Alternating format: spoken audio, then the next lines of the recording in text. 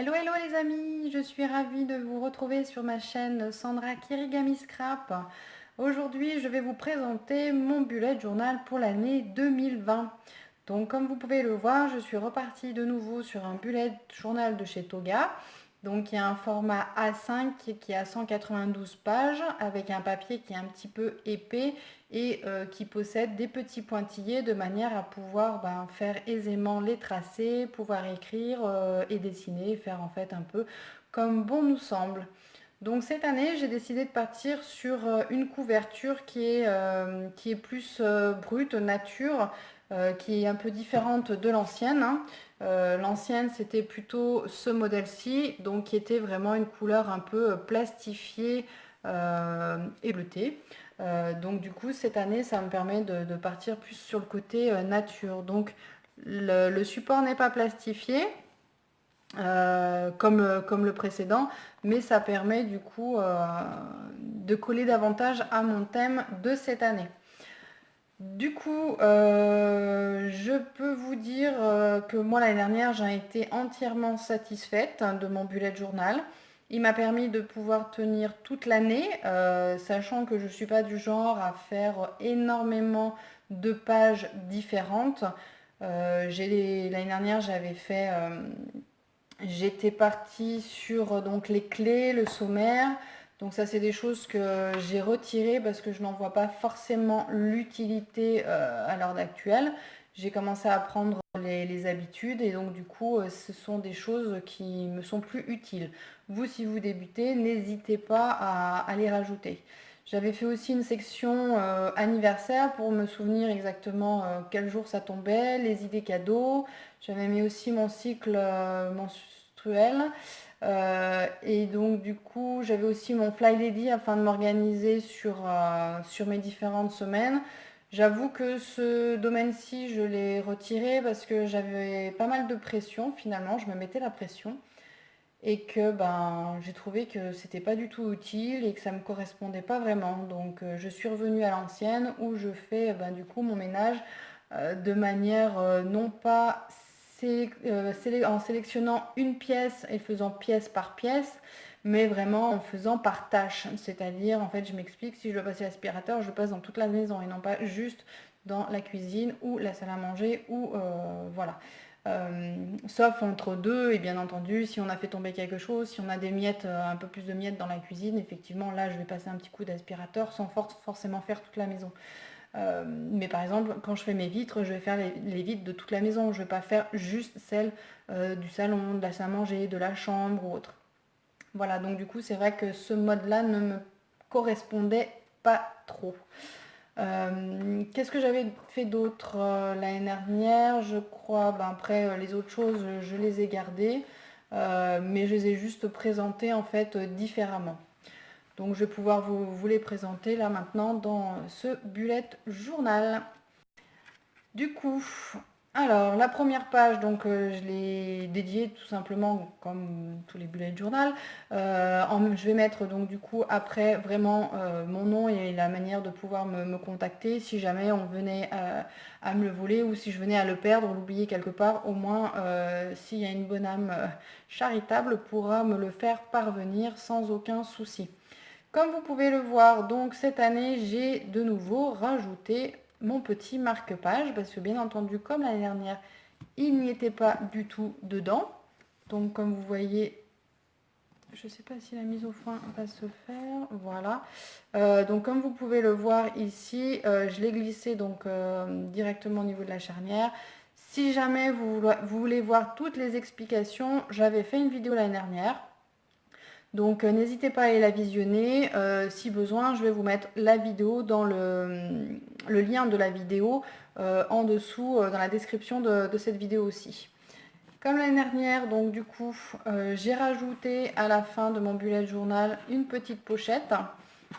Donc ça qui est forcément très utile et qui m'est vraiment indispensable. Donc ça me permet de glisser des petits papiers, des rendez-vous, des cartes de visite, tout ce genre de choses que j'ai pas forcément le temps de relever les infos. Je les glisse dedans de manière à pas les perdre et c'est super utile. Ou des choses que j'ai pas forcément besoin de mettre dans mon bullet journal mais dont j'ai besoin ici. ou vous pouvez également mettre tout ce qui est stickers ou autre de manière à les avoir à portée de main quand vous avez un petit moment dans la journée, de manière à pouvoir compléter le bullet journal. Donc maintenant, venons-en à la nouvelle année. Voilà, donc du coup j'ai décidé de réaliser donc la bienvenue à l'année 2020, donc en faisant Hello 2020. J'ai décidé aussi de découper la page, donc ça c'est tout nouveau chez moi, je ne l'ai jamais fait. Je l'ai vu sur plusieurs bullet journal de différentes filles et c'est vrai que c'est une technique qui m'avait plu énormément. C'est vrai que ça met bien en valeur la page et j'ai trouvé ça original de procéder ainsi. J'ai rajouté sur le côté donc profiter pleinement la vie parce que j'espère bien cette année pouvoir en profiter en totalité de manière à pouvoir l'exploiter à fond. Sur la partie gauche, j'ai prévu de mettre donc une photo générale qui va permettre de regrouper en fait pas mal d'autres petites photos permettant de résumer en fait l'année 2019, les bons souvenirs et pouvoir garder ça précieusement à côté, à portée de main et ça va me redonner, me rebooster dans les moments de mou ou autre et donc du coup ça va être bien bénéfique. Sur la page d'après, j'ai rajouté donc les objectifs. Ça me permettra donc d'avoir un visuel sur ce que j'aimerais accomplir durant l'année. Donc bien entendu, c'est un objectif, mais pas un but forcément à atteindre. Si j'arrive à l'atteindre, tant mieux. Après, je ne me mets pas la pression. C'est vraiment pouvoir avoir une trame durant mon année et pouvoir programmer au fur et à mesure des mois qui défilent, en fait, les petites choses à faire pour arriver à cet objectif-là à la fin, d'ici la fin de l'année. J'ai positionné sur la page de gauche donc un tampon avec marqué merveilleux moment. C'est un tampon qui va permettre de marquer sur cette page tout autour sous forme de nuages tout ce qui m'apporte du bonheur et de très bons moments au quotidien. Je sais pas, ça va être par exemple passer du temps en famille, ça peut être aller me balader dans la nature, embrasser mes enfants, voilà ce genre de choses. Après diverses et variées à pouvoir adapter au fur et à mesure des moments et des jours qui vont passer. Sur la page de droite, j'ai mis donc un visuel de l'année 2020 dans sa totalité au niveau du calendrier, de manière à avoir une vue d'ensemble. Ça me permettra effectivement de plus facilement me projeter et visualiser concrètement les mois pour planifier des vacances, des week-ends, certaines choses pour pouvoir m'organiser au mieux.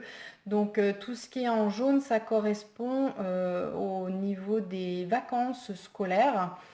Donc de ma région, de façon à bien visualiser effectivement quand tombent les vacances des enfants ou surtout voir en fait les ponts qui sont prévus par l'école et de manière à pouvoir prévoir soit des congés, soit pouvoir les faire garder ou autre.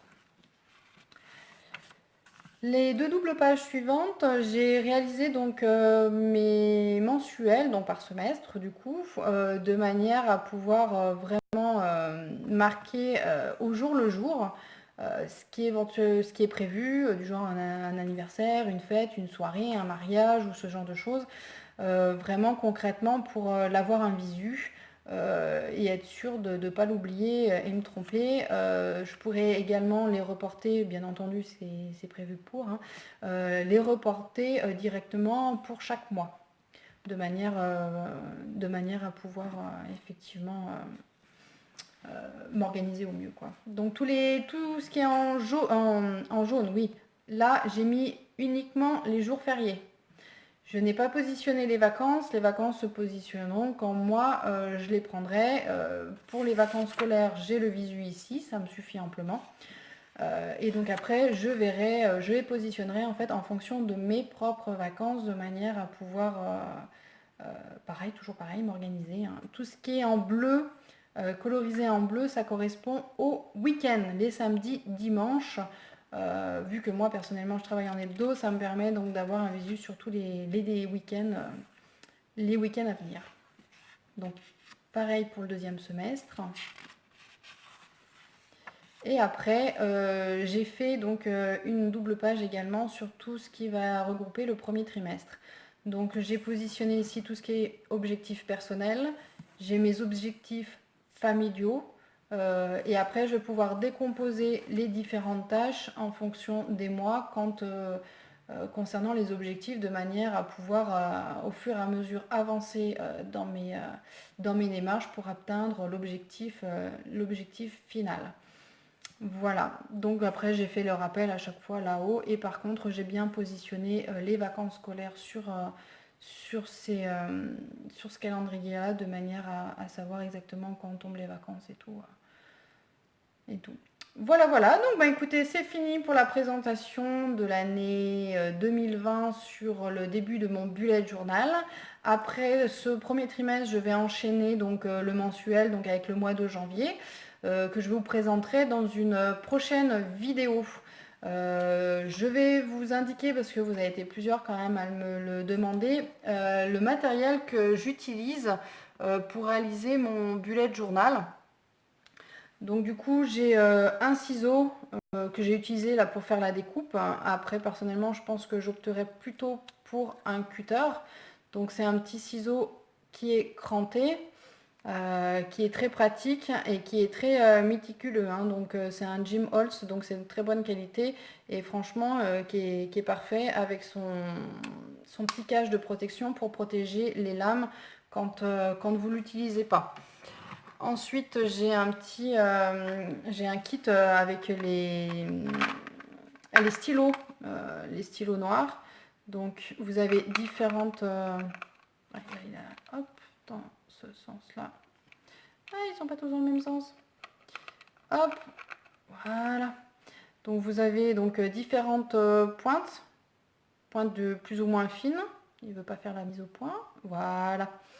Des pointes plus ou moins fines, ça vous permet en fait d'avoir la possibilité de varier dans l'épaisseur des traits et de pouvoir jouer sur les dessins, les motifs que vous allez réaliser.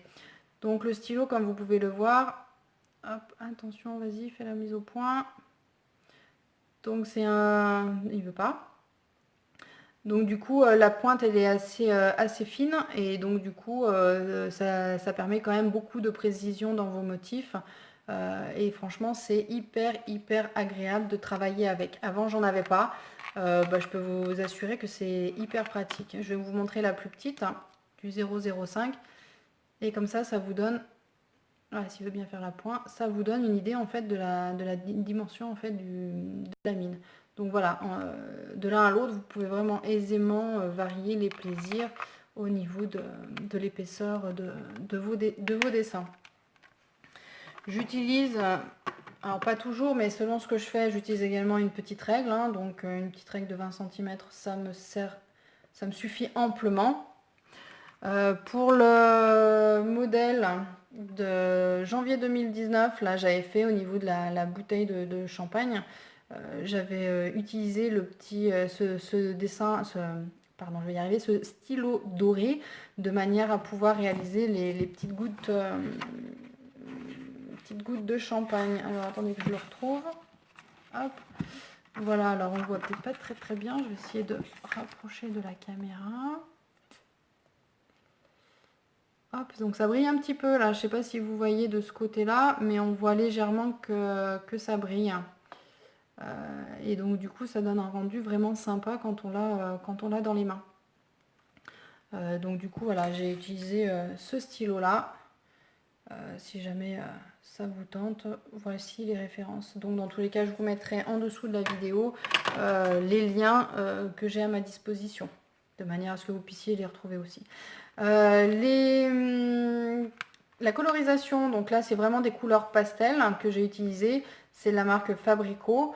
Je les avais achetées à l'époque dans un magasin spécialisé, je n'ai pas eu l'occasion de les retrouver depuis, je ne sais pas s'ils le font encore. Donc c'est vraiment des couleurs vraiment pastel qui sont très sympas, donc qui vont du bleu, vert, jaune, il y a du rose, violet, et ça c'est un orangé. Donc voilà, souvent je les utilise parce que du coup c'est des couleurs douces et qui sont vraiment très agréables à utiliser. Voilà pour cette vidéo. Écoutez, si besoin est, n'hésitez pas à retrouver, je vais vous mettre tous les liens de tous les éléments dans la description de cette vidéo. si ça vous a plu, vous pouvez vous abonner à ma chaîne YouTube. N'hésitez pas à cliquer sur la petite cloche de manière à être avisé de toutes les nouvelles publications. Et ben, partagez-la, n'hésitez pas à laisser un commentaire, surtout en dessous de cette vidéo, pour me dire si effectivement elle vous a plu ou non, et avoir votre retour. Voilà, voilà, bah écoutez, je vous souhaite un bon bullet journal et à très bientôt pour la vidéo sur le mois de janvier.